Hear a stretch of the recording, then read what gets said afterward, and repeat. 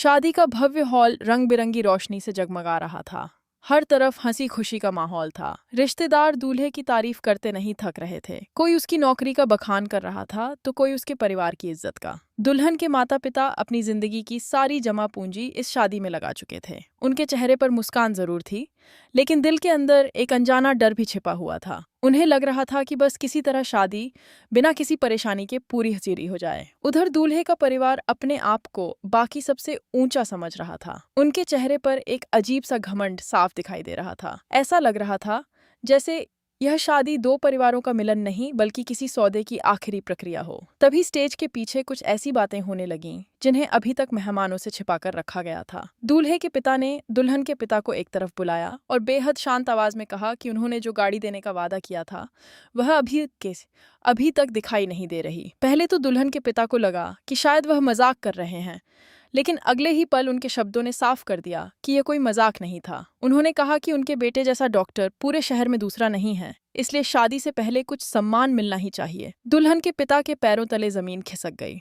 उन्होंने हाथ जोड़कर कहा कि उन्होंने पहले ही अपनी हैसियत से ज्यादा खर्च कर दिया है, अब वह और कुछ देने की स्थिति में नहीं है। लेकिन सामने खड़े लोगों के चेहरों पर कोई दया नहीं थी। उनके लिए इंसानी रिश्तों से ज्यादा कीमत पैसों की थी। इसी दौरान वहां मौजूद एक मेहमान आर्यन यह पूरी बातचीत अनजाने में सुन लेता है। आर्यन कोई रिश्तेदार नहीं था, बल्कि दूल्हे का पुराना परिचित था। वह इस परिवार को हमेशा सम्मान की नजर से देखता आया था। उसे लगता था कि इतने पढ़े लिखे लोग समाज के लिए मिसाल होंगे। लेकिन जो कुछ उसने अभी सुना, उसने उसकी सारी सोच बदल दी। उसके अंदर गुस्सा उबलने लगा। उसे विश्वास नहीं हो रहा था कि जो लोग लोगों की जान बचाने का दावा करते हैं वही किसी बेटी की जिंदगी की कीमत लगा रहे हैं। वह कुछ देर तक खुद को शांत रखने की कोशिश करता रहा। उसके मन में बार बार यही सवाल उठ रहा था कि क्या उसे चुप रहना चाहिए, आखिर यह किसी और का पारिवारिक मामला है। लेकिन अगले ही पल उसके दिल ने जवाब दिया कि जब किसी के साथ अन्याय हो रहा हो तब चुप रहना भी उस अन्याय में शामिल होने जैसा है। उधर मंडप में बैठी दुल्हन इन सब बातों से पूरी तरह अनजान थी। वह अपने नए जीवन के सपने देख रही थी। उसे नहीं पता था कि उसके भविष्य का फैसला उसके बिना ही किया जा रहा है। उसकी माँ बार बार भगवान से प्रार्थना कर रही थी कि सब कुछ शांति से हो जाए, लेकिन उनकी आंखों में छिपी बेचैनी यह बता रही थी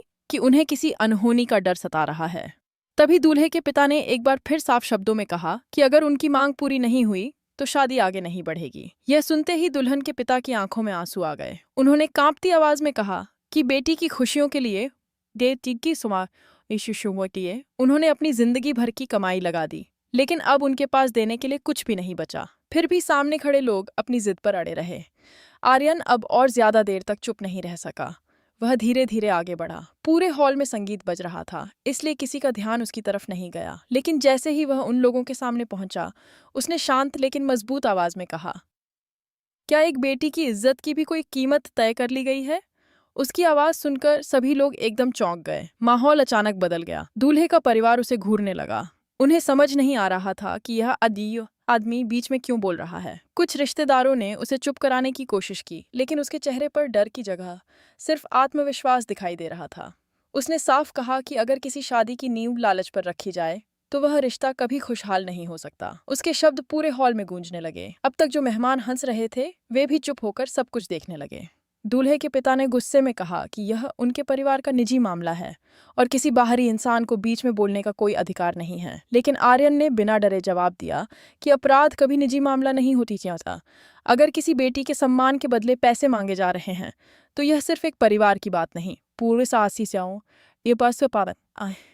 समाज की समस्या है।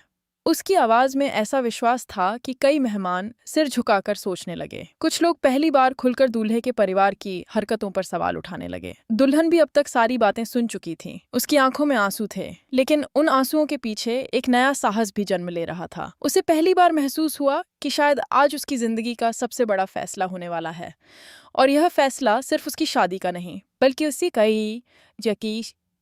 बल्कि उसके आत्मसम्मान का होगा।